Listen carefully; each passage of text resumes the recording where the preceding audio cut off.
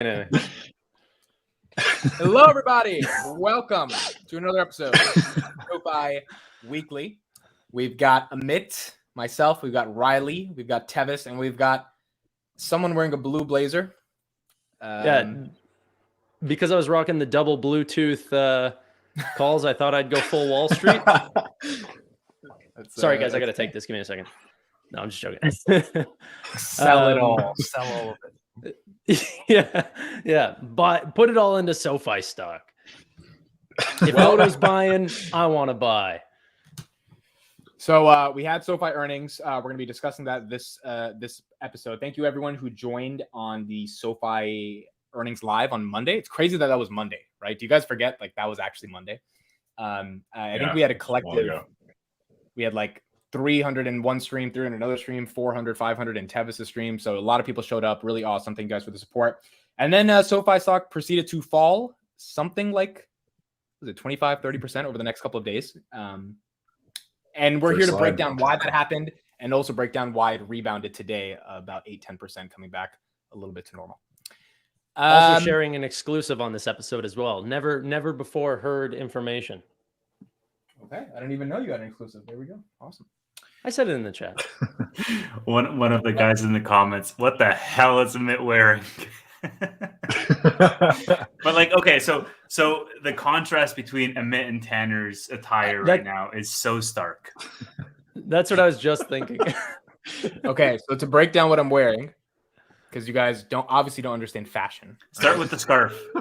It's not a scarf. This is a gaiter. It's called a neck gaiter. Okay, you motherfuckers calling it a scarf. It's a neck. I've decided this is my style. No one on YouTube's doing this. Literally, I have a monopoly on this. Like no one does this. So this is my thing. If you guys see a guy with a gaiter, it's me. And it's very stylish when I get the different colors, all that stuff. It goes very well with the G-Shock. Yeah, so this is a G-Shock from 2011 that I begged my mom to get me when G-Shock was trending. Yep. And you know what? You look at this. It doesn't have the time because the time is always now. Okay, so that's why my G-Shock doesn't tell me the time. That's the most important thing I've ever heard. This is a ring. I wear this ring because I am a lord and I'm a fan of the movie. So that's why I wear this ring. Lord of the Rings. Chastity ring. That sounded like you were trying to get it. And then we got the beanie because honestly, my hair is just crazy because I just worked out and my hair is wild. So that's what I'm doing. So that's it. Oh, and then Kobe because why not? Lakers, Mamba. Dude, I think if anyone is able to explain away poor into motivation, like I would not choose anyone else. Wait, explain away what into motivation? Just being poor. Oh, being poor. Oh, can you imagine this motherfucker running a company? Like, yeah. Just looking at him, you're like, I don't want to invest in this shit at all. Yeah. If I ever make it, it would be the exact opposite. It would be you would get so much clout, or like everybody in the room would like look to you for advice because everybody would be in the business suits, and you'd just be rocking sandals or something. Yeah, so I've been wearing slides and sandals. Oh, dude, your whole outfit's a contradiction. I don't understand. And it's also wearing shorts too, so it's not even. It's basketball shorts. So if I ever make it as a big time successful startup CEO, I will walk in with dress pants and slides and sandals into whatever corporate meeting I'm going. I'm not wearing those fucking corporate shoes. They suck so bad, and people are just gonna have to deal with it. Oh, and finally got the Beats. Got to put these on as backwards. God. Yeah. Anyway. Yeah, Kelly said, are you also wearing socks or are you just towing it out? Yeah, what are you doing? Oh, dude. All right, so you're wearing socks, slippers, a jersey, a polo, a beanie, and a gaiter around your neck. Yes, exactly. What the? It looks like a Power Ranger. Oh my God. If the knees aren't showing, I mean, end. That's how you know they're real. They actually end, and then we have a goal. Oh Jesus! And again, the G-Shock doesn't tell the time because the time is always now. Just want to reiterate. And I watched it. Yeah. I'm so and I live with my parents, so the more time the less time I spend cooking, the more time I can spend on the startup. I mean, he's great at it. Rent is expensive. You save money. There we go. No, I'm just clowning you. I mean, like. It's awesome. I love the different styles every single time. You stand out in a crowd for sure. Awesome. So SoFi, we got earnings. I guess we'll start off with this. Thank you, Riley, for making this slide deck so we can show it throughout the entire pod. It's down 20%. It was down worse than this. It ended today at 516. It got to the lows of, someone said 459, but I saw it at 470. I don't know if I'm wrong on that, but it got pretty low. It hit like 460 at some point, like 460 in the 460 range at the very bottom. You can just see where the dip. It's almost hitting 450 right there. All right. So I told my little brother the first time to invest. He just turned 18 in December, and I'm like, "Hey, man, I want you to put some of your money into SoFi Monday morning," and he did. And now he doesn't want to listen to me at all. That's that advice. He thinks I'm so stupid. That's kind of crazy, though. The first time you tell someone to invest in something they've never touched, like in equity before, they put their money and they just see it go down. That's a crazy experience. Yeah, down like 30% in 1 week. Yeah, it's a good lesson, though. Did you tell them you were like 61% in SoFi, Riley, and just to hold tight, or what? I made a tweet saying what I did, and I told everybody that I gave my brother that bad advice, and I got like 150 likes. So I just screenshotted that and said everybody agrees with you and wishes you luck. And he started laughing at that because so many people are commenting on that tweet. Yeah, I mean, that'll probably be the last time you give any family, stock advice. Yeah, I shouldn't have done it. It always goes against me, right? Well, eventually, if SoFi moons, your brother will be happy. But let's start off with Tannor. Tannor, can you explain why, after a triple beat, the stock collapsed down to 460? Any insights from your end for why you think this happened? It's really all banking fears, in my opinion. I think it's bank fears, SoFi's exposure to bank ETFs.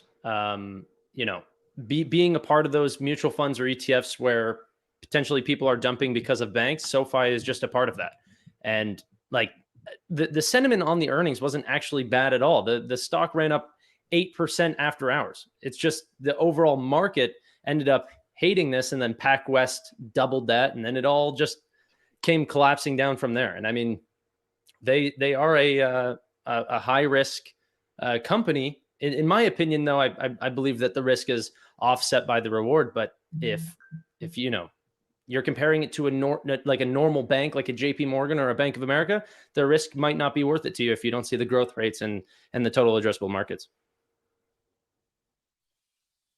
Okay, Tevis, your thoughts? Anything to add, or do you concur with Tannor for why we dropped?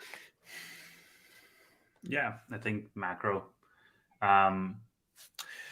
Interestingly, I don't want to extrapolate too far, but with FRC and PacWest and whoever the other one was, it just seems as though a lot of people are. I mean, look, I'm just drawing the conclusions that I can from what I see out there, and if I push it to the extreme, it seems as though more people are associating SoFi with those names than SoFi with a company that triple beats. And I mean, Chris Hager, posted SoFi in comparison with some tech companies that all triple beat and were up double digits. Meanwhile, SoFi triple beat, and coincidentally, it happened on a week where the banking turmoil is continuing to some contagion risk. And it seems that a lot of people are just associating SoFi as one of these regional banks that is disproportionately hurt. And it is what it is, right? Yeah, I would agree. Riley, any thoughts? I mean, it's kind of weird to see how everybody's scared of like this macro. Like people are asking the U.S. government to pause puts on banks. Is that right? Or I only know like the headline, but are they actually going to do that? Because I know this screenshot they did this in 2008. I don't know. So maybe they do it again. They've done it before. Yeah. So to give a little context to this, so basically the United States, there was a rumor that there may be a moratorium like they did in September 19th, 2008, where the economy got so bad that you have to protect the banks from collapsing, even though banks had already collapsed. So you stop, people from institutions, hedge funds, to being able to short these banks and collapse these banks further down, because if the banks are weak, there's already a bank run, and then you've got hedge funds shorting the crap out of them, then this economy goes to shit. I think it's actually a really reasonable thing for a government to step in this situation. I don't know if we are at 2008 levels, even though we've had more banks collapse since 2008, even though those banks are much more smaller. But this is why SoFi was up today. So for those wondering why SoFi got to 470 and why it spiked all the way back up to 515, it's because this news sent every bank flying this morning, and quite frankly sent the market flying, because investors felt more safe that the economy would not collapse, that there would not be more regional banks that collapsed. Any thoughts, Tannor? We'll start with you, then Tevis, on if we could have a moratorium on shorting banks. I don't know. It's in the cards. I just wanted to speak on that one point that that you said. There's not more banks that are collapsing than 2008. It's higher assets under management, even adjusted to inflation. Which there was many more banks in 2008, but a lot of them, like we're calling these banks small banks because they're not JP Morgan sized. But compared to a lot of the banks that actually dropped off during 2008, like those were micro banks, you know what I mean? Comparative to the size of, First Republic or SVB. So basically saying in 2008, the banks that collapsed were really like Lehman Brothers. Those were like very big banks, which is different from today. No. So the opposite. Lehman Brothers was large. SVB was bigger. You know what I mean? Whenever it comes to assets. Whenever it comes to assets under management, I think it was FRC was the second largest bank to ever collapse, aside from Western or here, Amit. I'll send Washington. I'll send you an image to visualize it. Just put that. I put it in our private chat. Just put that up on the screen. Washington Alliance. I forget what the name of it. Yeah, we'll see it in a sec. But should be FRC is the largest, then SVB, then this is what a bunch of these other ones. means. So just click on the image, dude. There you go. Wow. Okay, so this is very interesting. Yeah, so these are. Go ahead, Tanner. Holy crap! Well, yeah, you can see insane. it. Look at the number of banks that were collapsing back then versus today. So this snowman on the right side is a little bit worrisome because what could it turn into? Now, whenever you actually talk to the people in the banking industry, and obviously their job is to keep your like they're not trying to scare you, but also this is a very different situation from 2008. And the greatest thing is that just because there's a banking collapse doesn't mean that your bank will collapse. And this is also what I love. The number one thing that's happening that's causing these banks to go down is a lack of deposits, which is correct. Maybe the actual industry that we're in, but also back in 2008, you didn't have the fintech pressures that you do today. I find there's a bunch of these companies like SoFi and Apple. Sorry. Okay. They took $1 billion in deposits in 4 days. My bad. But that being said, like if you look at all the fintechs, Cash App is taking tons of deposits. You're seeing, and I mean, Cash App does go to other banks. So it's not actually going to these banks, but it's not the ones that are actually collapsing right now. That's the funniest thing. So this is putting additional pressures. What I really, really like and why I'm bringing that up is the fact that SoFi, in my opinion, is on the opposite side. If you have this same image, but Christopher Hager's version of it, where he adjusted it to add in the comments. Yeah, go check the comments. If that's Chris's post, look in the comments. Yeah, just right below that. There right there. So that's SoFi. Zoom in too, because I can barely see. This is what I love, right? This is the opposite of a concern of a banking collapse, and that bodes really well for the stocks that we hold. Sorry, it's not zooming in that well, but basically, yeah, SoFi got a crap ton of more deposits, and that was one of the most exciting things about their earnings, is that they added 2.7 billion in deposits, while a lot of regional banks that are still pretty large banks are collapsing. Yeah, and on track to do over 2 billion this quarter as well. Just going back to the short sell thing that Riley put up on screen. So the two avenues that you can take this in is saying, well, a couple of banks are going to die, and the ones that are better capitalized, more well-managed, more operationally sound are going to inherit all of those deposits because the money is going to go somewhere. And so if it goes out of PacWest or FRC, then a portion of it could go to SoFi. It's also going to consolidate a lot of the big boys. I mean, JP Morgan's like buying up all of these banks on the cheap and becoming a giant, well, even bigger than some regulatory constraints that they had in the past. to having all of the deposits out there. So that's one avenue, right? Some are going to fail and some are going to benefit. And, we think that SoFi is going to be in the camp of institutions that's going to benefit. The other side that you can take, the more bearish side, is sort of going off of this document to say, well, the government potentially, let's say, I don't think this is going to happen, but the case to be made for it, if the government stops shorting, why would they do that? Because there's a domino effect in terms of these stocks like PacWest.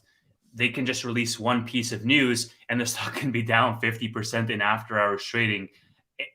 There's a lot that piles on. And so if we go back to that chart that, Chris Hager has on, well, if I'm being prudent and if I'm saying, well, obviously there's going to be contagion risk, it's going to be a domino effect of all the players that are going to go down, I'm going to see who is the next most likely to go down on that list. So if you pull up the chart that Chris Hager, put up, if PacWest is the one that's down 60, 70, 80%, who's the next one? Who's the next one after that? Because I want to make money on the way down. And so it spirals, right? Like, okay, so it's PacWest, and then it's going to be Western Alliance Bancorp, and then it's going to be the next guy, and then the next guy. I'm going to start shorting those names now because expecting this contagion to continue. And that's why, what's the government's stance? The government essentially wants to put a hold on these dominoes cascading down. And so to move us more into that first situation than the second one, right? So it's all about contagion risk right now. I mean, it has been since February when this thing all started, and it still seems to be a big question mark. Also, Chris Patel is in the chat. Welcome. It is crazy that on that chart there was 3 large banks, but they're affecting the entire macro for all the other banks. Like SoFi is affected by these 3 banks that just didn't have enough deposits. It's not these 3 banks, man. It's not these 3 banks. It is the prospect of the future banks after these 3. Okay. Yeah, if we thought it stopped at 3 banks, this would be over. Yeah, exactly. The problem is that these quarters, if you guys watch the bank earnings, they all said, we're not sure this is done. and that keeps the spook alive a little bit. So there's mixes, right? People are saying it's not done. There might be a couple more casualties, but this is not 2008. So, weigh that how you will. Guys, Chris says, get me a link and I'll join. Do we want to have him step on for a little bit? Talk about some SoFi earnings? Honestly, we might have too much to talk about instead of just getting yelled at. No, I don't think Chris is there to yell at us. But also, do we? I mean, we got an hour and 10 minutes. I'm happy to do it. I'm happy to do it as well. That'd be cool. Okay, I'm fine with him coming on. He's just going to pitch his, what is it, SunTrust or whatever. I would love to talk really quickly about an exclusive, or should I wait for a couple more viewers? I mean, we're not even 10 o'clock yet. That's what I'm saying. That's why we start 30 minutes early. We have a lot of time, so we can. I have some great news though. Well, I don't know if you call it good or bad, but I'm dropping an exclusive here. Something that legitimately not a single person in this chat has heard about SoFi, and this is a guarantee. Why do I feel like you're trying to sell me something with that blazer? Okay, no, so I'll take it off. I put it on for the skit at the beginning, and then I just kept it on. And someone told me I should. Sorry, I was saying you should wait 30 minutes then, because if that's really good stuff, then wait till we get some more people here. Then you can tell. Yeah, it's not like amazing. Is it about your channel or is it about SoFi? No, it's about SoFi. It's about the long lost client that we lost. It's not Revolut. We were wrong. Okay. How confident you are that who it is? 100%. Are you serious? Mm-hmm. I'm 100% certain. I'm actually kind of curious now. Yeah, and I hope everyone is. Is Chris coming on or not? No, I think he's going to sleep. He said. He just said.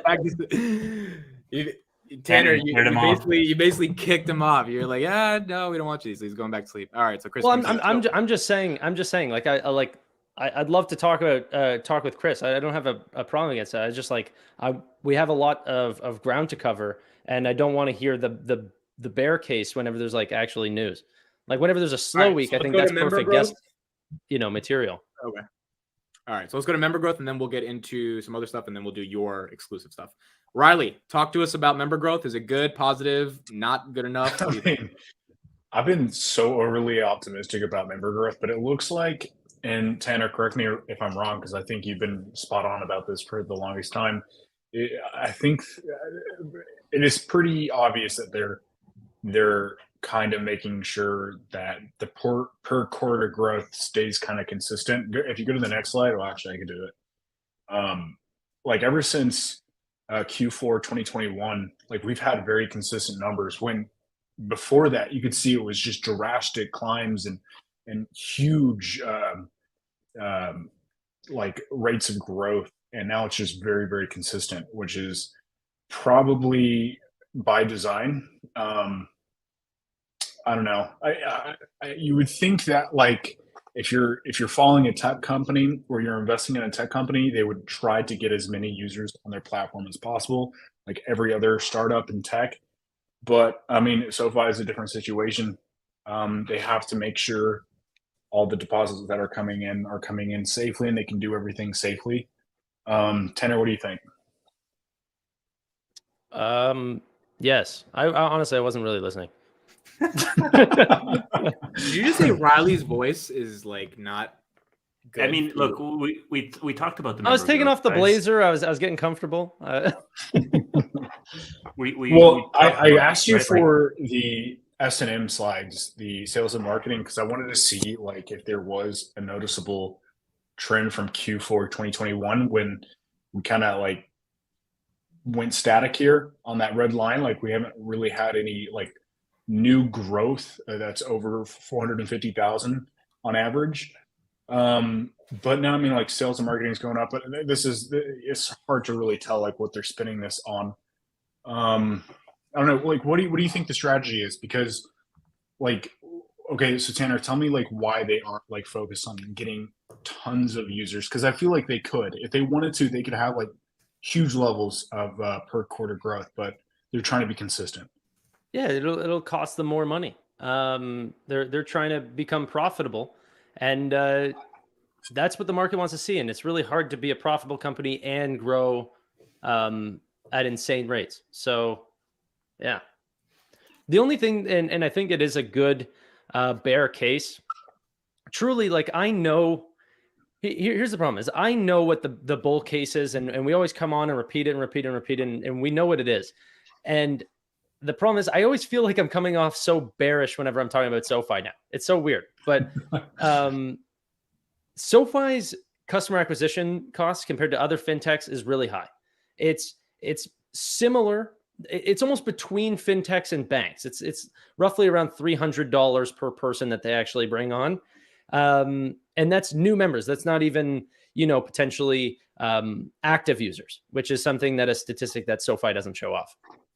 So the truth is, if you guys want the real numbers, customer acquisition cost has been climbing, sales and marketing has been climbing, and revenue per user has been dropping. So like those are the stats. But that being said, there are a bunch of things at play. We're getting a ton of, deposits that are helping funding our loan portfolio, and that's bringing in a ton of interest income, and we're going to be profitable, and then the market will turn positive. But we already know all that. But yeah, that is the truth. I just think that they don't want to spend a lot right now. They want that number to go EPS positive. Yeah. Someone did say in the chat, we still have the stadium and the stadium name, and just putting that out there. We paid $625 million for that stadium. It always helps a little more brand awareness. Sure. Even if the direct marketing is not what we're spending. It's a known. We can't just go back to, we have the stadium every time that, we don't have like any. No, my point is if we are going to decrease our direct to consumer conversions through like Facebook ads or whatever we're doing to get them, the stadium is there. And the fact that it is there and that brand does exist, who knows how many out of these 433,000 that joined because of the brand on that stadium, right? I'm just making a general point. And the truth is a lot of our marketing is super affluent, right? Like we're we're trying to get big fish that stay on for long periods of time. We're not going for the Cash App strategy of like, hey, once you turn 16, you got to get on our platform.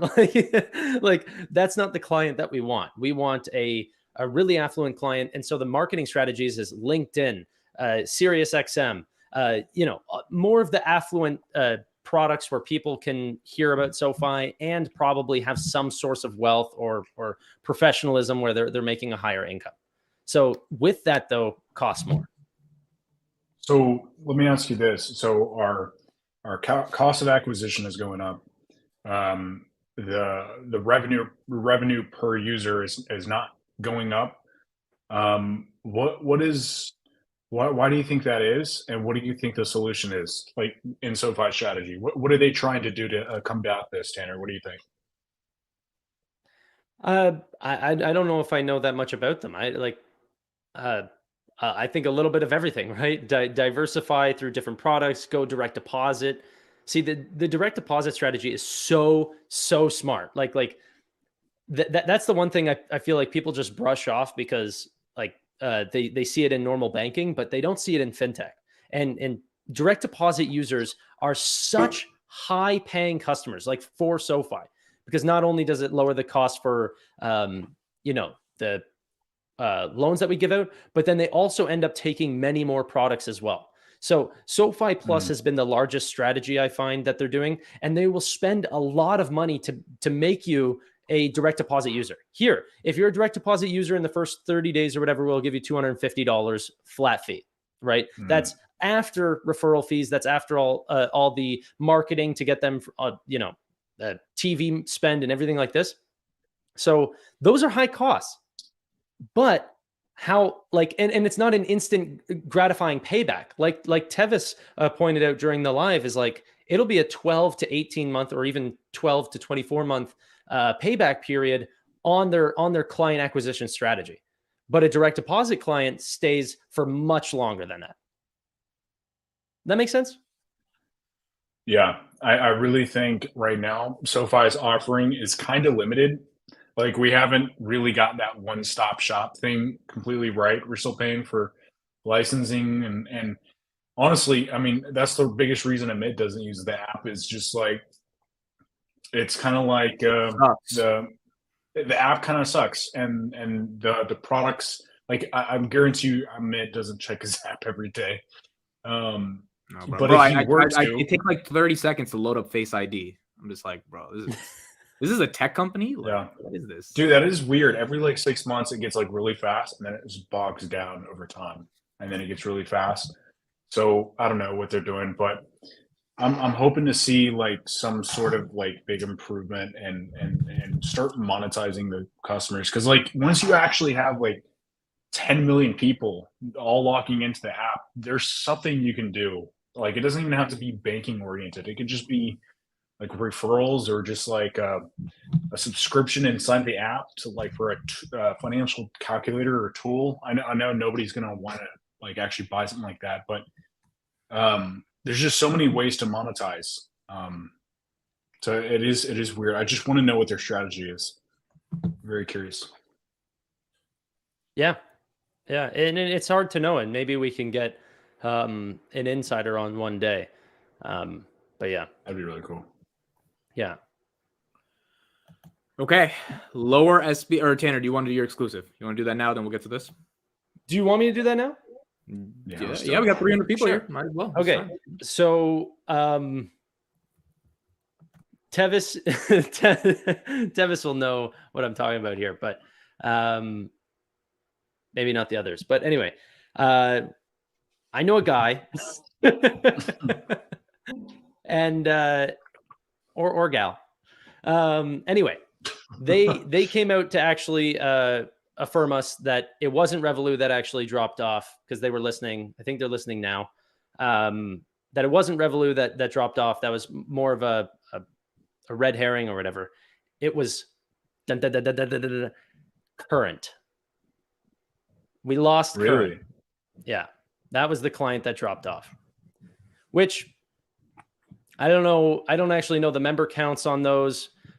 Which one's a larger client? Current, I know, goes for an extremely young client. So potentially, that doesn't matter as much, or I'm not sure, but I wonder what you guys think about that. Do you know why, or do you know like the reason at all, or is just I'm When not did we lose sure. these guys again? they're kind of like a future banking. They're kind of like a neobank, but they use sponsor banks. They're not going to be as profitable as SoFi in the long run, but they're kind of cool. They got a card. A lot of people like them. High NPS. It is weird that they dropped us, and this is just Galileo. Yeah, I don't know if they were ever a client of Technisys. All I know it was a Galileo client for payment processing. I'm just looking at one of the clients, just says current is dead to me. You drop away from Galileo, I'm skipping every one of your ads that shows up. Dude, some of these comments are fucking wild. Which Next comments? time a You wanna bring YouTube them video up? is sponsored by Current, I leave.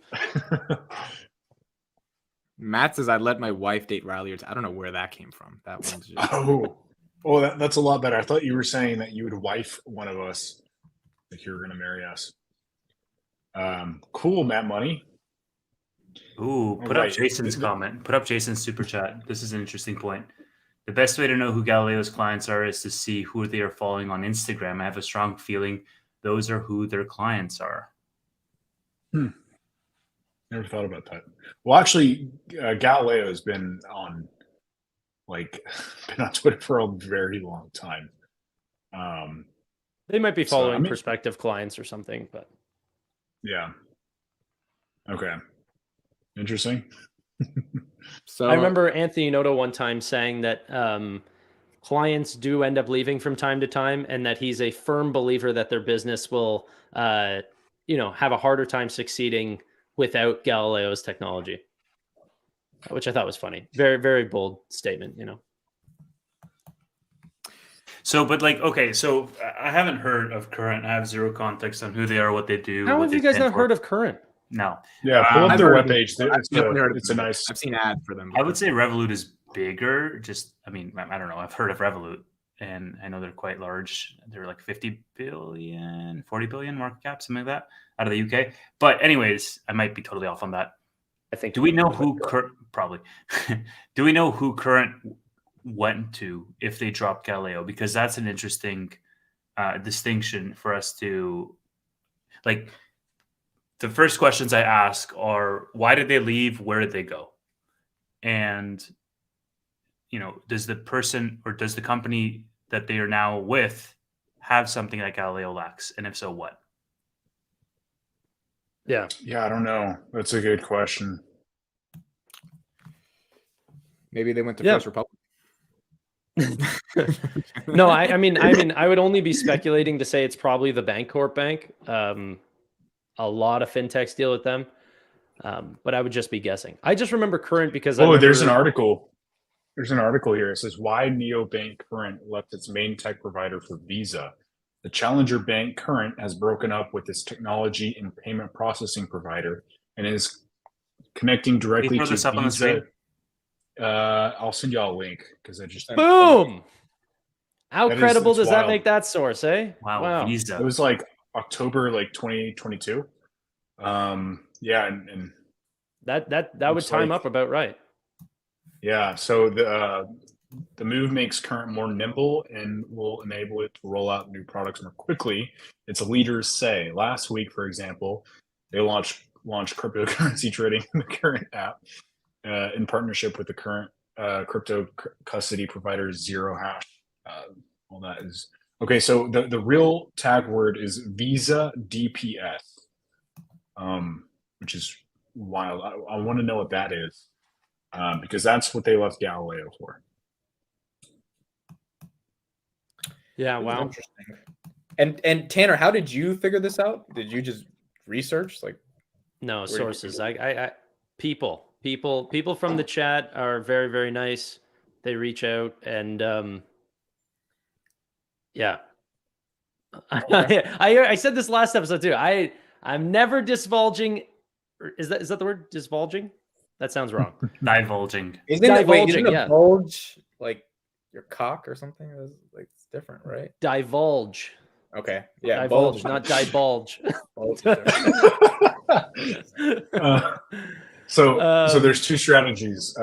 They left Galileo because Galileo was too expensive and they had too many tools that they didn't need, and they just went to the generic brand, which is Visa's debit processing service. Or I don't think.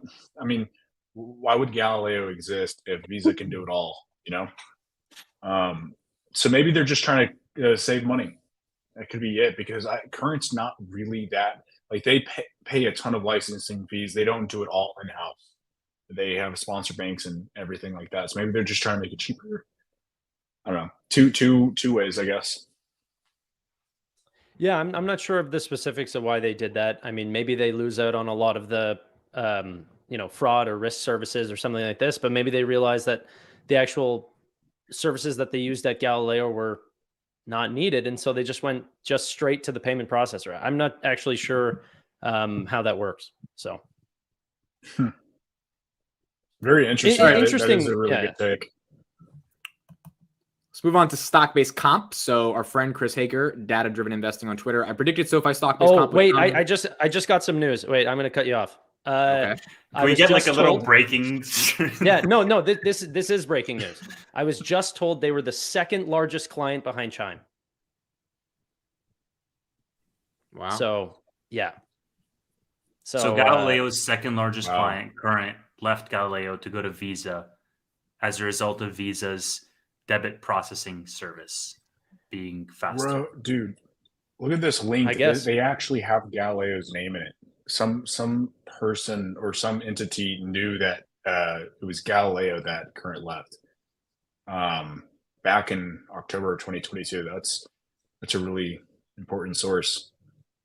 Well, like, we knew it would be Galileo as well. Like, I knew Current, or Galileo and Current, had a relationship. I didn't know that they left.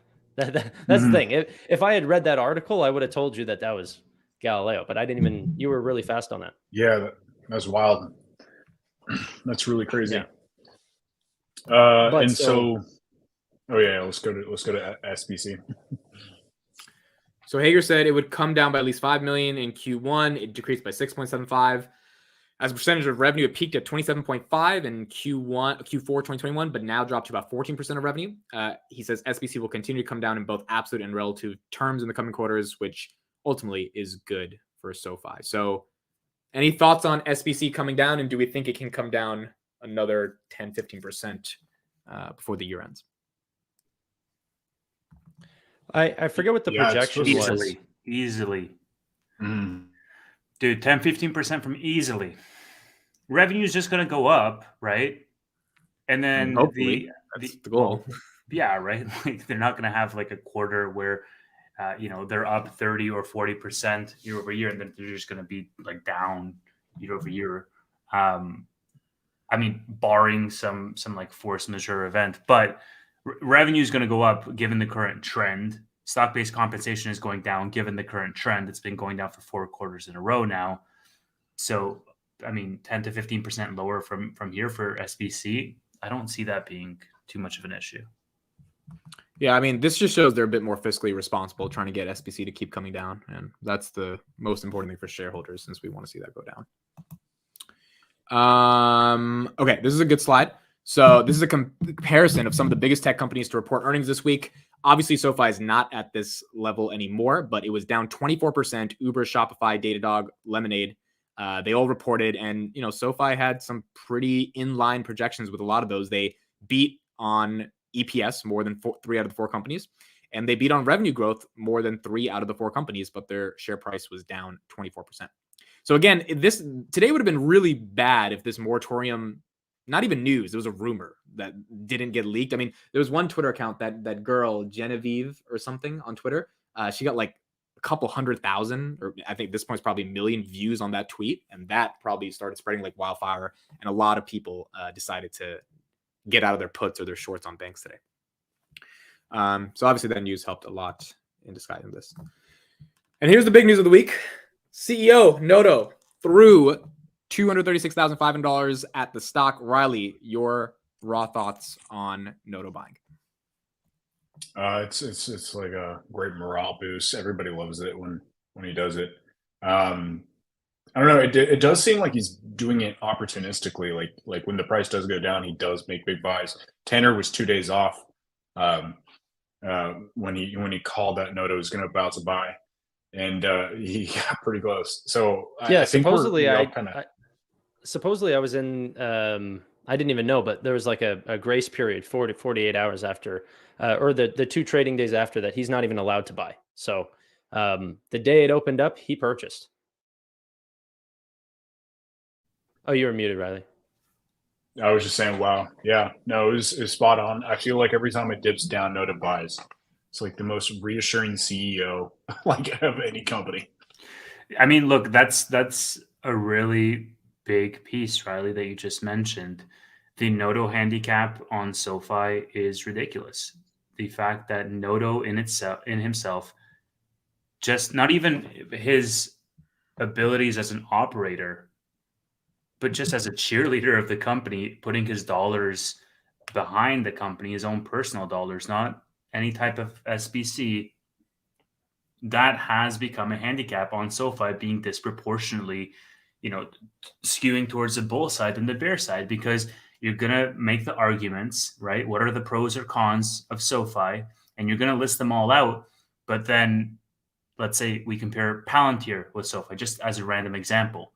One of the points that's going to come up, it's that Noto is buying SoFi stock, and then Carp isn't buying Palantir stock. And so this bullishness from the leaders of the organization, I mean, we've said this before, they're putting their money on what they can control. They can't control anything in this macro environment. They can't really control anything that happens with all of these other companies. They can control their own ability to execute and operate on their companies and scale them effectively.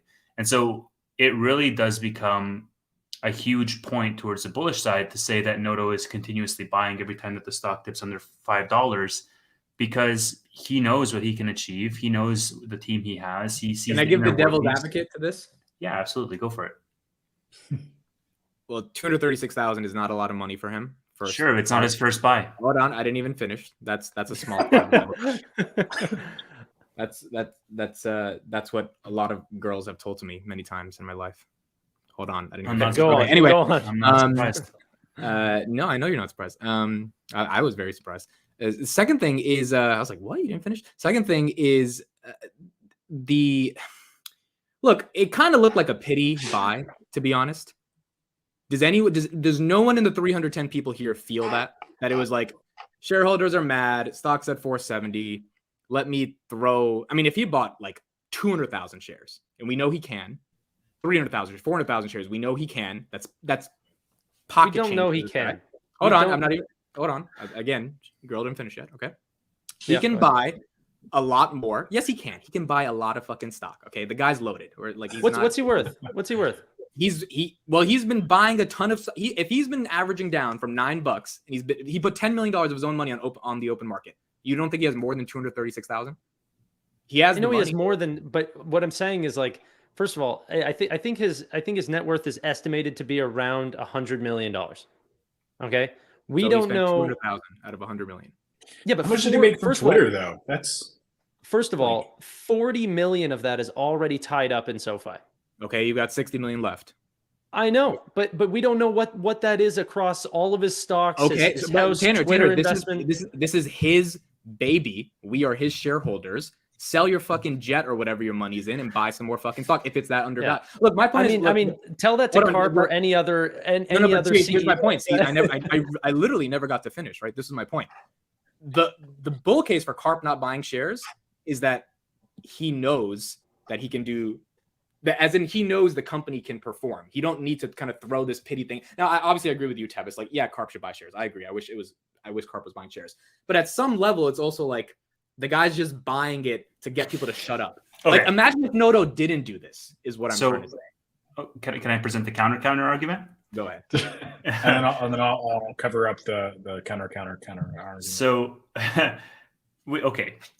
I think what you're saying is, like, this argument that Noto bought to shut the market up, rephrased, is Noto is actively burning hundreds of thousands of his own dollars to appease retail investors. Twitter for 2 days. Twitter people. No, right. literally. So, wait, hold on. But in comparison to 60 hold on, let me million, finish it. 100,000. No, I have to finish first, Tevis. This is how this goes. All right, go for it. If he has 60 million. Oh God, if he has 60 million, like 200,000 is nothing of that. That's the point, right? Yeah. So when you give 200,000 as a pity to like, hey guys, I bought some fucking stock. Like, shut the hell up, stop talking. But SoFi's down like 70% in the last 6 months, let's just say, and Noto's been buying every 2 weeks on average. I mean, he bought every single week from March all the way to the fall, and then he bought really big in December when it fell, and he was buying consistently throughout Q1, and he bought again today. I wouldn't be surprised if next week comes around and Noto buys another 500,000 shares, and then 3 weeks after that he buys another. Like, he's just DCAing, man. He's not really doing it for any sure, there is a publicity angle, but at the same time, the point to be made with Carp is Carp knows that he can execute and he doesn't need to buy shares to prove it to the market. Point. Sure, my point. But that's my point. Also, you want Carp to buy shares. Why? Because, if I don't want him to buy it out of pity, because he already has 65 million shares. Sure. Like, Carp has a lot of shares. Understood. But the more capital I put behind something, the more my reward is going to be when that is inevitably successful. So if Carp that logic doesn't pan out, Tevis. That's not like because you're both missing one point. No, it doesn't. Carl Icahn owns 85% of Icahn Enterprise. Does he need to own 95% of it for you to think like? Would he make more money at the exit if he owned 95 versus 85? That's the thing. It's not about what you think. He's making purchases for himself. The only difference between his portfolio being public and private is that he's forced to. Like, you know what I mean? So, what if he's just making these purchases on his own accord? You know what I mean? Like, he's always DCA'd and it's never had an effect on the stock. Why would he continue? That's the thing, though. Like, that your argument is based on speculation. The only thing that we do know for fact is that if Noto can get this stock up to $25 by like what date, I don't know, but he makes a ton of money. So even if he's investing, I think he's doing it as a consistency thing instead of just like spinning all of his gunpowder early, because it's a good metric and a good sign for investors to like jump in a position if you could see consistent signs that the leadership is buying. So I don't know, it helps the stock get to 25. I think that's his reasoning, albeit we don't know it because like it's his money and he's just doing it like whatever he wants. But I don't think 250 grand. I think there's two things. 250 grand is nothing. It's pennies. Second of all, that's a ridiculous statement. That's such a dumb statement. So if Warren Buffett bought $250,000 of a company, you would say that's a ridiculous statement still? No, I would say that the dude putting in $10 million, 10% of his net worth into a company. Yeah, but as you said, the more he buys, the more returns, right? So that's what I believe. That's only 10%. Here's the thing. He's not the founder of SoFi. Okay. So he's just the CEO. And I feel like I would consider he is. Well, he's not, but he's not the founder. He's not. Let's continue. Elon Musk isn't the founder of Tesla, but like, I mean, a little bit more shady. I mean, Elon was there very early. He came in 5-8 years. Yeah, but like, what's your point of it? If you want to play technicalities, SoFi was like not even what it was. Look, my point is this was a good move, but I felt this was very pitiful operator. Hey, every bank is collapsing. If I don't buy today, like he's kind of in a catch-22 because he buys every time there's a dip. And if he didn't buy on this dip, investors would be like, what's going on? So to me, if you're going to buy on this dip, if you actually believe it's a dip, and again, I'm being hyperbolic when I say 250,000 is not a lot, but really buy the dip. Like 50,000 shares to me, given his net worth, is not really buying the dip. So the stock's not going to $2-3. Like we kind of know that it would be trading less than price to book, right? But the last time he purchased $2.5 million was higher than the price today. He doesn't know where the stock price is going to go. Yeah, but shareholder confidence has been decimated because every bank is collapsing. So today it really matters. I know, but he's not. But that's my point. He's not worried about shareholder sentiment. Like, what are you talking about? Is Carp worried about? Yeah, but he's not worried about it with his own dollars. He just showed a triple beat quarter. That speaks for itself. He doesn't need to throw in another 250. He threw $10 million in the past 12 months. Okay. So 250,000 is 1/40th of that. Okay. He's DCAing in. He's buying in. Let the man buy. And Amit, it just goes to show more towards the argument. Amit's grabbing a calculator right now because he didn't. Yeah, I just have to make sure the 1/40th was correct. Can't be wrong. So Amit, it just goes to, it points more towards the argument that he was buying for himself because it was a smaller buy that goes more along with the DCA strategy. Like if he was financial engineering this like psychology of the retail investor, then he would have thought more towards like what is an appropriate amount for me to buy to pump the stock. But all of those are short-term, gains. And he has said time and again that, in the short term, it'll do what it wants, but in the long term, it's execution based. And so I just think that everything that he's doing is not out of order. I agree with the point that he's between a rock and a hard place because every time that the stock goes down, if he doesn't buy, it's going to be down further disproportionately. But I mean, if SoFi, I almost said if SoFi beat earnings, like SoFi beat earnings, but if the stock was up after they beat earnings, would he have bought still? Probably not.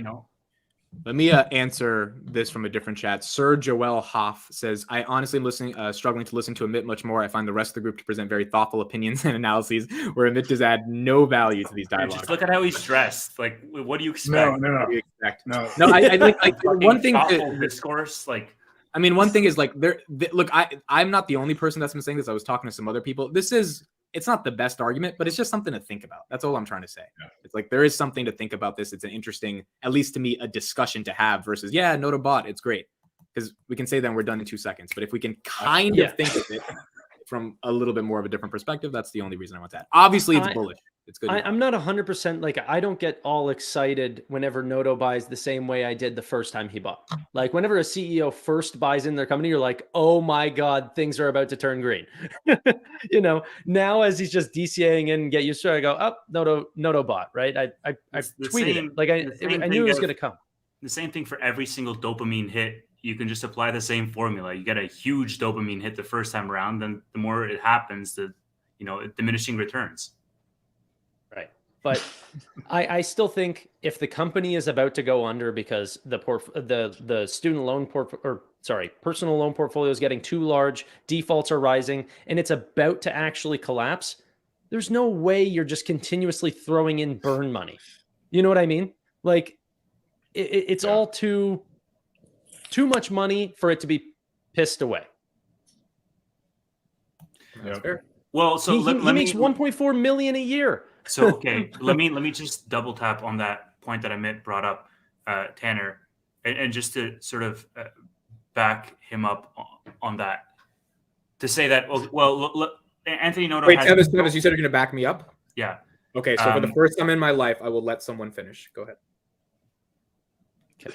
I kind of regret even making a point to back him up at this point, but so he has so much of his net worth tied into SoFi, and if he does think that there's going to be, let's say a bank run or whatever tough times down the road, the incremental dollars that he puts in today to reassure the market so that it doesn't fall further disproportionately is like sunk cost fallacy at some point, right? Because if I had $50 million in a stock and I knew that if I didn't put another $1 million in, it was going to fall 20% and not 10%, then I'm going to do that because I sort of have to do that because now people are expecting it from me. And so he's started to, get people hooked on him buying time and time again, continuously, that as the stock continues to fall, he's now handcuffed himself to that sinking ship to continue to buy more and more and more to try to reassure the market so that it doesn't fall off a cliff.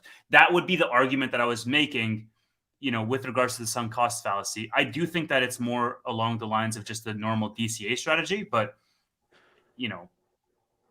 that's the other side of the argument. Sorry, Brian said I should take my shirt off and put the jacket back on.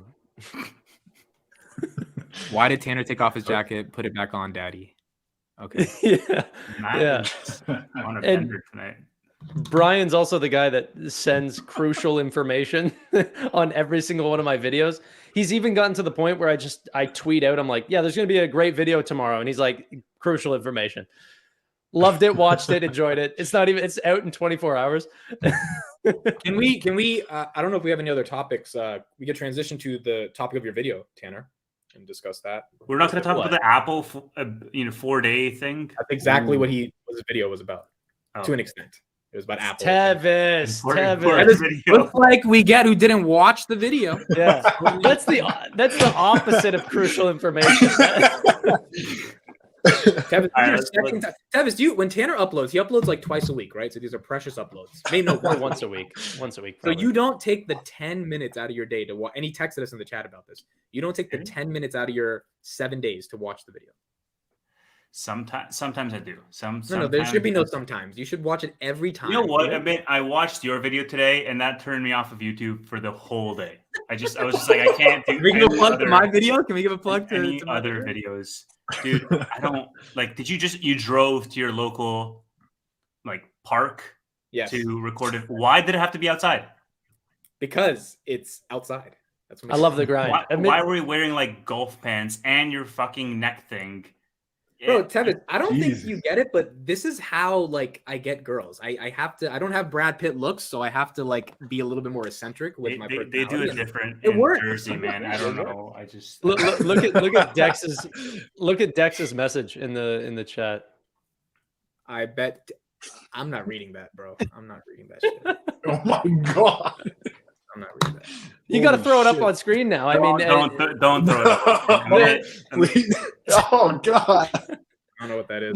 With the multi-streams, if we're laughing about a joke, the joke has to go up on screen. That's it's got to happen. Everyone's got to be in on the joke. It's the internet, man. This shit lives on here forever. I don't care. I'm still laughing that. I'm still laughing that Amit called $250,000 pennies. Well, are you keeping it up here for the rest of the episode? What are you doing? Okay, the joke is over. Well, yeah, but again, to clarify, to Noto, who's worth 10 million, 250 is pennies. Amit is clearly the drippiest. I don't know what you guys are saying. Yeah, I agree. That's it. Just saying. Yeah, we definitely trust ET there. Wait, did you guys actually not like the video I made? You guys didn't like it at all? No, it was a good video. Wait, Tevis, this whole thing was a tangential way for us to not recognize that it's aren't watching Tanner's videos. It worked, whatever you brought up. It got us off topic. Can we talk about it now? All right, Apple, Tanner, go ahead. Stop avoiding the situation a minute. Let's talk about it. 4 days, $1 billion in deposits. Also from my source, by the way, I'll just say, they did talk to me about that. There was a SoFi all hands meeting. Someone in that meeting actually brought up how Apple is affecting SoFi, and they said that it's practically nominal. So they're tracking that based on who's leaving, where the deposit's going, and they're having to pay it out to Apple or Goldman Sachs. That's not the customer that I'm worried that goes to Apple. I'm not worried. 4.2% versus 4.15. It's pennies, really. No one's going to make the difference there. It's the people that are first seeing this as their first digital bank, or even the legacy players that are offering 0.01%. Those are the people you have to worry about whenever Apple comes in. And I mean, they're here. I wouldn't worry about it at all. Because in order to open up this bank account, you have to get a credit card. And in order to get Apple's credit card, you have to be you can't even be 18 or 19 to get it. You have to actually have some credit history and not actually have poor credit, which young people tend to not have. And then also the savings account is not that robust. Is very, very, very minimal. You can't even pay your bills with it. They'd rather you just use the credit card. So it's something for your Apple Cash to sweep to, so you can make interest passively, which is good. But I don't know. I don't think it's going to be that big of a deal in the short term. And I don't even think that they're focused on the banking aspect. I think they're just trying to make their credit card better. That I just signed up for it today, and so it changed my opinion. It's kind of I'm now an Apple. What was your experience with it, Riley? It was easy to open. Like I didn't even realize like I had the opportunity to like open it up. I had to go into the settings and go to my Apple Cash, and then somewhere in the settings says like open savings account, and then I click that and just sweeps all my Apple Cash that I like got off from points using my Apple Card, and it just like sweeps over there, and I earn like that 4% APY. So I don't know. I love how Riley was like, "Oh, it's not going to be a big deal. It's not. It's like, I just got it today." Like, Yeah. Yeah. Well, I mean, like it really like in order to open up a bank account at SoFi, all you have to do is have your social security number and like a web page open. But for Apple, you have to like have an Apple device and then have to like get the Apple Card, and then after you get the Apple Card, then you can actually set up your savings account, and then if you really want, you can go through the settings and set up direct deposit, but they don't advertise the direct deposit to you at all, which is weird. It's like it's not set up for them to like actually bring a bunch of money in. Maybe they do that and advertise it later after they get like the kinks worked out or whatever. But I don't know. It just doesn't seem like they're really like trying to be a bank. They're trying to just supplement their credit card offering. That was my take. So one of the things in my video, like the comment just posted here by Alex saying, Noto replied, "Bring it on." That sounds great. Love that. The problem is that even if there is more competition, that still lowers the potential earnings for SoFi. The difference between 4% and then their response to Apple going up to 4.2%, every consumer cheers. Okay. Everyone gets so excited. On $10 billion, that's a $20 million increase in their expenses. $20 million per year, just on 0.2%. So, Amit, get your calculator. I know you didn't do it, so go ahead and do that. But that is an expense, and regardless, I said in the video that just like the taxi or taxi industry versus Uber and Lyft, whenever competition comes in, everyone has to lower their rates, right? This is like Walmart stepping in and going, "Hey guys, I'm here to disrupt, markets." and so it's a bad point for SoFi, even if we keep our clients. We've already seen SoFi has been the first to act to increase their expenses because of new players on the field, and a big one, a scary one. How would we lose our clients to Apple? And honestly, like I don't think somebody is going to move from SoFi over to Apple, because Apple does not offer 1/10 of what SoFi offers right now as like an all-in-one product. And like, let's say Apple does like best case scenario, they kill it, absolutely kill it. If anything, it's going to start pushing banks to actually adopt like a smarter technology, and SoFi is going to be right there with the net waiting for them.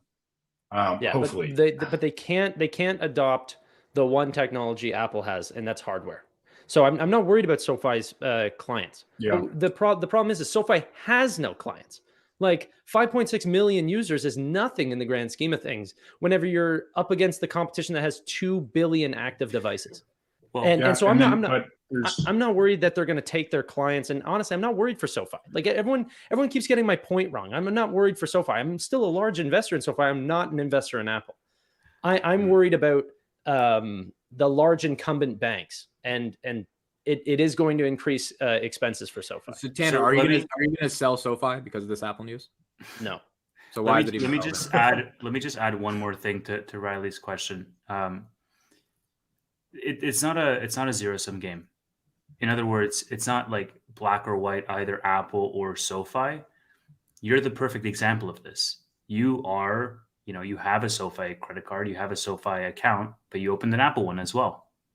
Mm-hmm. Right? And so where that affects us is not necessarily that we're on an absolute basis going to start losing users to Apple, but we're going to start losing some of that cash flow, because let's take you as an example. If you now have 2 credit cards, even if it's a small percentage of your normal cash flow that goes through SoFi now gets diverted through Apple, then that hurts SoFi. They get less data on you. They get less of the fees. They get, you with one foot outside of that ecosystem and towards that Apple ecosystem.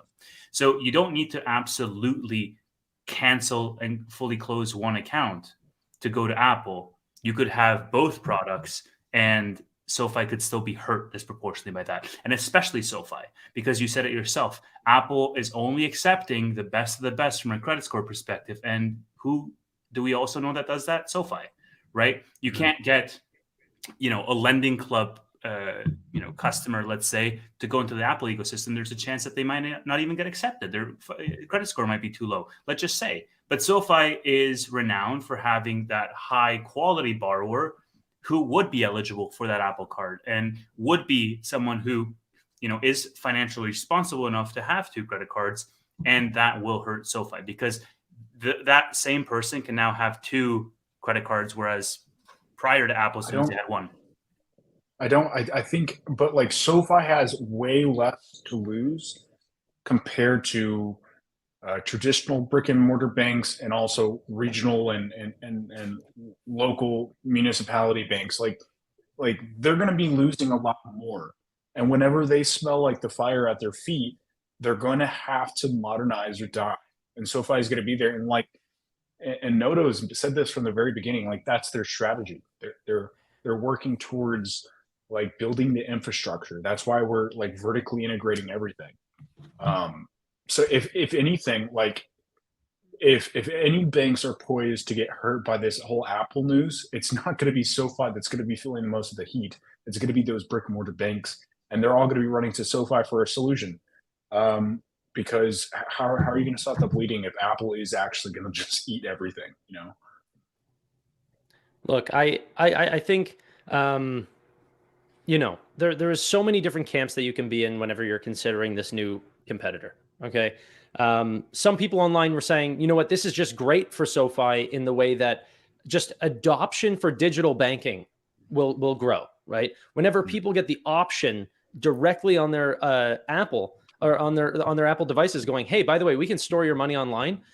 The people listening here in the SoFi Weekly go, no duh. But that's not actually the case for the rest of the world. Like people need brand awareness. They need to know these products exist. And a lot of people live under a rock. So having such a big player come in, and then once you're in the space and then going, oh my gosh, I love this so much. What other companies offer a service like this? And then they see the options that SoFi has. That could be a great benefit to us, right? Just increasing the transition over to digital. Amazing. Yeah. Then there's another thing of, hey, if the client is looking for a digital account and they find a savings account with Apple, because that will be the first touch point way before they even hear about SoFi. Now, if I could just say one more thing, because I was getting a lot of pushback online, even after my video saying, oh, well, Goldman won't even be able to accept all these deposits. They're going to grow too fast, and then they're going to get crushed because they're going to take on too many liabilities. I love the person that said this comment, but it was a dumb comment. Sorry. But like that is so false and so wrong, thinking that a company is not going to innovate and spread the deposits to other institutions. No bank is going to kill itself with too many deposits. It will never happen. It's never happened before. It will not happen today. Okay. So they're just going to go out and go, oh my gosh, we need to come up with a different strategy. Wells Fargo, Citi, Bank of America, JP Morgan. Can we split this? Right? Let's take a fee for all these deposits. They're never going to lose Apple as an actual issuing bank unless another competitor has something stronger to offer. Now, one thing that I always see, I see so many comments saying, but Galileo and Technisys' offer is stronger than Goldman's. We have no idea that that's true. We have no idea, right? Thinking that a company has survived over 100 years or whatever Goldman has done and thinking that they're dumb is just ignorant thinking. They are doing something right. There's a reason why they got the largest player in the world to be part of their system is because they have the scalability to actually handle the inflows. And so far they have been. So I'm still very positive on SoFi, excited as a customer to see what Apple can come up with. But this is not something where they're like everyone thinking that this is antitrust and everything like this. You're kidding yourselves. I want to make a quick point because back in 2012, this is going to sound off topic, but it's not. Back in 2012, Apple realized that the Intel chips were not like suiting their needs, and they needed to get off of them sooner or later. So they started doing like their own chip manufacturing or designing, and they started like building an M1 chip. And it took like basically a decade to get this done. But like once they released it, it was far better than the Intel chips, and they were able to like actually do all that in house. And Goldman and Apple's partnership is ending in like 7 years. And I can guarantee you SoFi has like a better, or is going to be more vertically integrated than Goldman is for modern like tech stack wise, because they're building an entirely new modern language from the very ground up, where Goldman can't do that. Like Goldman in 7 years will still have people in their 80s using their accounts, and they signed in law back when those people joined them that they could still write letters to Goldman Sachs. So Goldman Sachs 7 years in the future is going to be still like supporting all these horrible old channels that just cost tons of money. Like there's so many ways that they're not going to be able to modernize. Legally, that SoFi will be able to, because we all signed the agreement beforehand. I don't know, like maybe there is a future where SoFi, maybe in like 7, 8, 10 years, like could actually be this company that would make huge like partnerships. But of course, it's all operational, like on Noto to make that happen. Yeah, I'm hopeful it happens. I'm hopeful Visa doesn't take our clients. That's a scary thought.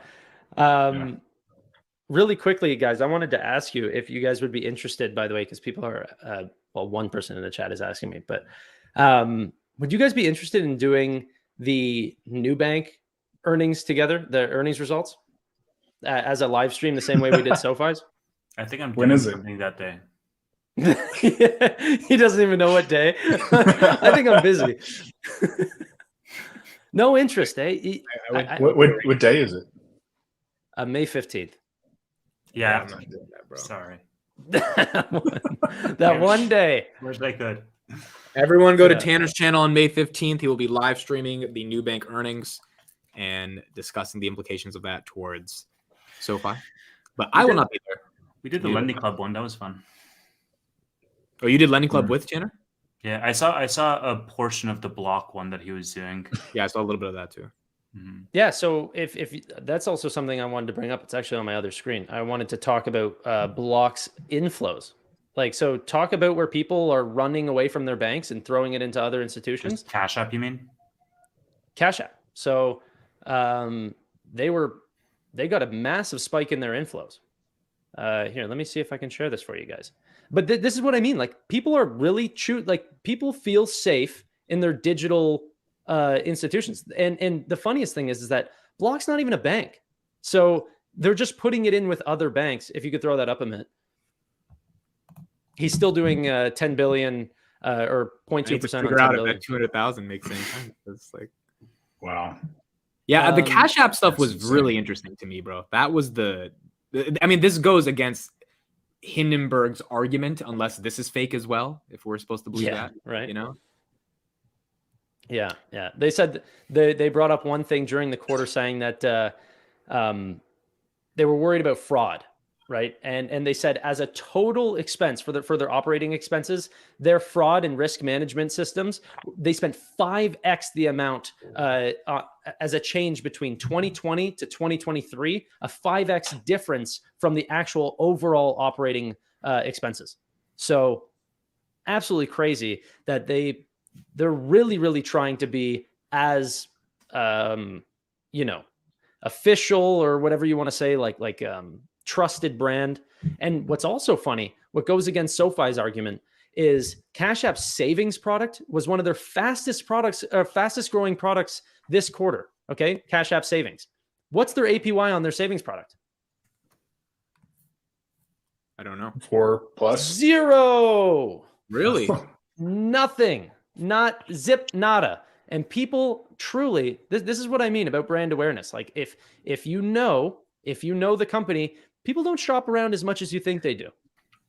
And so it's convenience is what you're saying. They have it on their app. It's like the number one downloaded app on the App Store. It's the number one on the App Store, right? Yeah. And like that's what I mean. Whenever SoFi is the 35th down, you need to hear about them externally rather than just like you're not going to get the client whenever they're looking for their banking. You need to get them at the time where you go, oh, by the way, maybe you should talk about this, or maybe you should think about this. And by the way, we're the ones that told you have us in mind.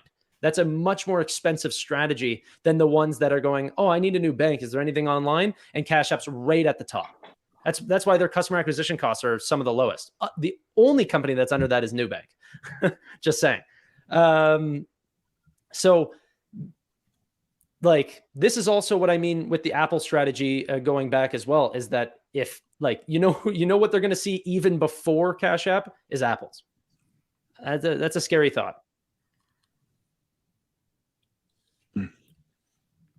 But you're long where? How does yeah. How does SoFi ever get that high up on the app charts? Like, especially since we're being conservative and only getting 400,000 members a year, a quarter. Like, that's not going to happen for a long time. But if they shift their strategy to growth, that's like years out. Yeah, not necessarily. You don't think so? Next bull run, I would say they would shift more towards growth. Right now, they're being careful, man. Like, there's banks dropping like flies left and right. What do you mean? Like, they're not going to be like, YOLO, let's put it all in S&M. Yeah, of course. Yeah, and especially the app sucks. So once the app gets actually good, it would be kind of cool to see.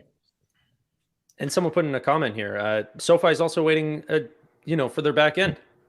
I believe that as well. I think, you know what, like Amit said, 30-second facial ID is just not in the cards. And I think Cash App has been very slow and methodical with their product releases. But their user interface is untouched. It's perfect, Yeah.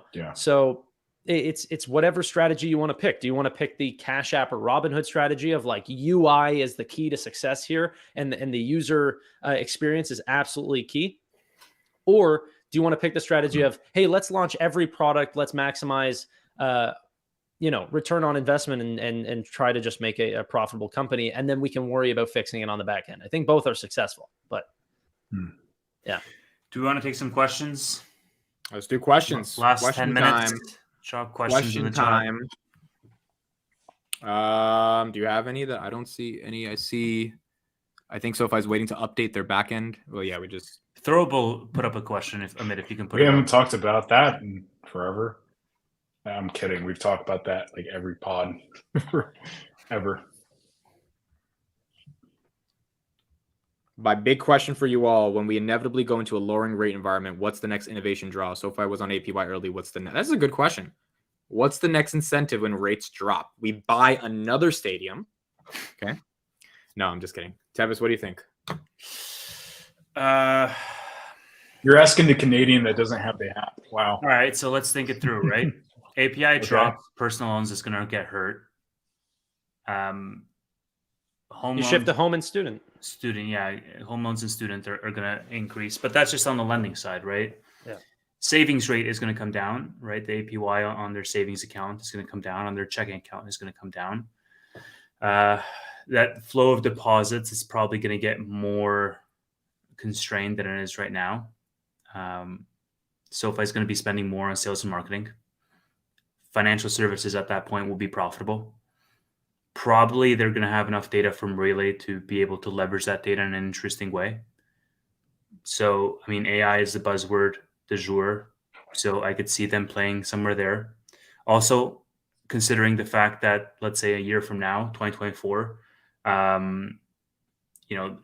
if you think of them from a strategic perspective, then they can have more integration on their tech side, but also Wyndham was their focus area for the last, 18 months or so to get their home loan side. My bet is that they're probably going to be expanding to consolidate something that they're currently partnering out for. So some type of insurance. What are the insurances they have? They have, partnerships with Lemonade. They have partnerships with a couple of different providers. They do cybersecurity insurance. They do car insurance. They do all kinds of different stuff.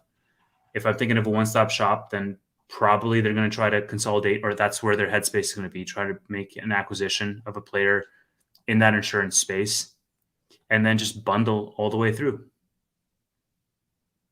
I think the thing is that like, how do you know what the next innovation is going to be? Like, would you ever have predicted that buy now, pay later was going to be a thing? Because to me, I would just be like, okay, credit cards exist.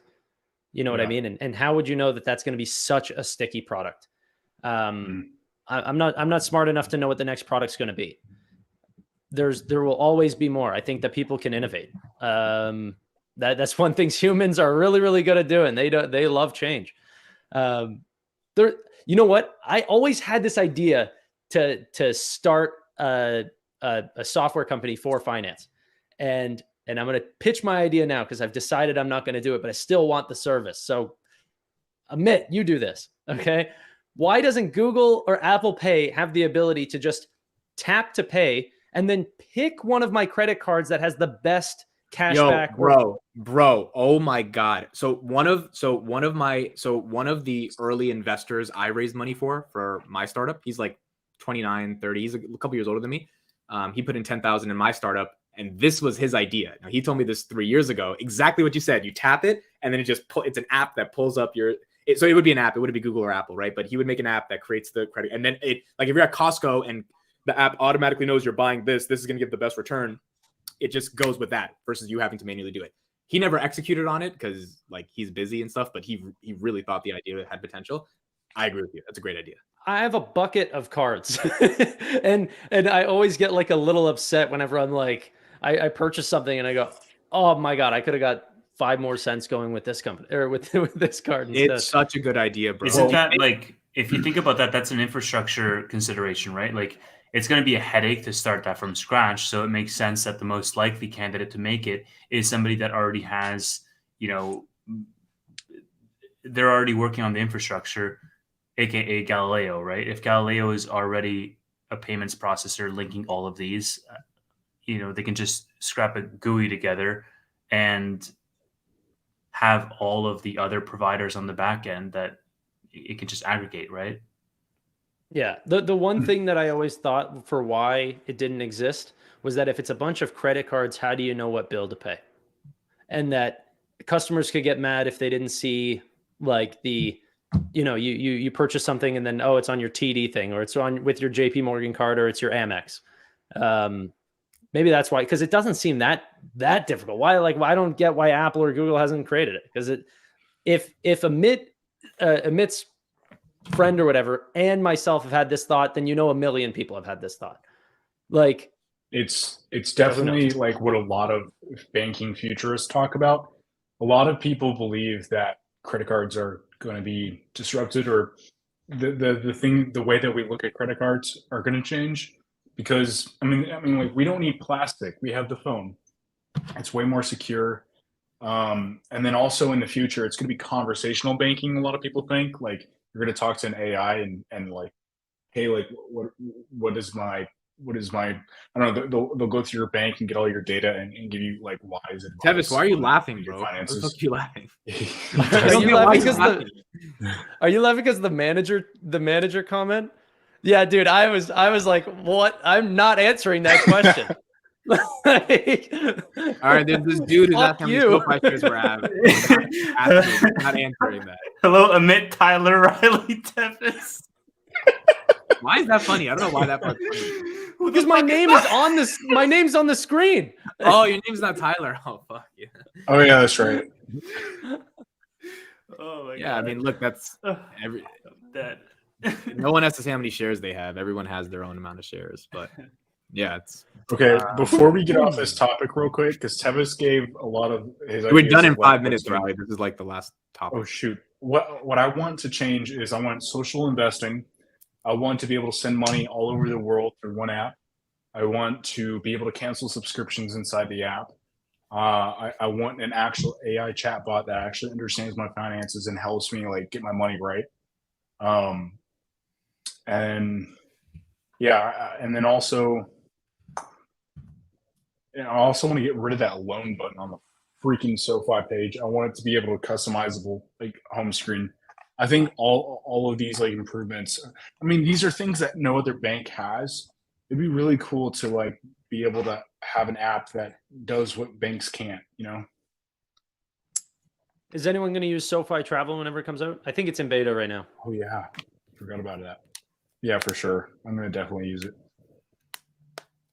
I mean, I don't travel, so probably not. But if I ever do, I'll give it. You don't try. travel? No, where would I go? Texas? To a park. I'm gonna be. I haven't watched the video. You should watch the video. Yeah, I don't really travel much often, but one day. Hey, could we maybe next time show a video of Tevis shooting a gun? I saw that picture. I mean, Oh yeah, Him laying down. he came to Texas. I don't talk about my portfolio often, but I came out during the Melly live stream that I did, which they copyright strike. Melly did. that's the dumbest thing ever. That made no sense. I've never heard of that. I feel like it's an So intern who did it by mistake or something. Like their Yeah, social I don't media know. staff. But so what's it called? I said during that call, which was the day before Shopify's earnings, that Shopify was my largest position. Or at the time, it was hovering there, almost there. Now it definitely is. It's up a ton, but felt like a really good win. And I thought I'd brag to you guys and call you losers. Do you have a lot of positions, Tanner? Yeah. Like more than 20? Yeah. Yeah, probably 30, 40. Okay. What's on a percentage basis? What's your biggest one? Just Well, Shopify is my biggest. I don't know 100%. I'd be guessing probably 20 or so percent. is your biggest one. Yeah. Cool. Yeah. Yeah, Kelly, Shopify. That's why I've been saying I want to do a Shopify weekly podcast. I think that company is super You and cool. Kelly and should start that. You and Kelly should start it. There's Yeah, there's enough news. There's enough news. there's a ton of news. There's a ton. I think way more than SoFi. I think that 4 people sounds great, and I don't know who else aside from Brad Freeman that I would want on there, and he doesn't have that kind of time. So he has that time. It's 1 hour a week. What do you mean he doesn't have that time? The guy has time. do you see the content this guy puts out? Yeah, but he does. Remember, Brad said he does no video content. The reason he went to Instagram is because when he thought Twitter was going to shit, 1 hour a week to diversify some of your content, it's not the worst trade-off. You should ask. It's not the worst trade-off in the world. Yeah. To gain a little bit of a YouTube presence, it's not horrible. What other questions do they have? That would be really great for him. I think that'd be. Am I going to sell some Shopify? I thought about it. I really did. I hate selling. I hate selling. So I probably should. I probably won't. You're green on Shopify, right? Or is your average? Yeah. Now I am. Yeah. Because I know people in 2021 they followed Kathy into it, and it's got hit. I mean, that thing got killed 80%, 90% in 2021. Yeah. Jesus. Yeah. I've been a buyer for a very long time. So yeah, it's a great company. I started buying it because I was a user, and then just I don't know. I'm such a sucker for total addressable markets, second place, competitors. I never really buy the first place people. I don't like holding Apple or Google or Amazon or any of these companies nearly as much as the second place guys, because they have so much to win. And then you worry about all the regulation. You know what second place never has to worry about is antitrust. Jeez. All right. Well, that is it for us on this pod. It is 11 p.m. Thank you all for joining. Everyone's links are in the descriptions. Like, subscribe. SoFi earnings weren't bad at all. The market didn't like it, but it did recover off this news today. We'll see where it goes next week. And we'll keep going from there and continuing to cover the company. Any last words? Thanks, yo. Happy Cinco de Mayo. Happy Cinco de Mayo. Happy Cinco listening. de Mayo. Thank you, guys. The support's We'll incredible. see you next week. Good night. Yeah.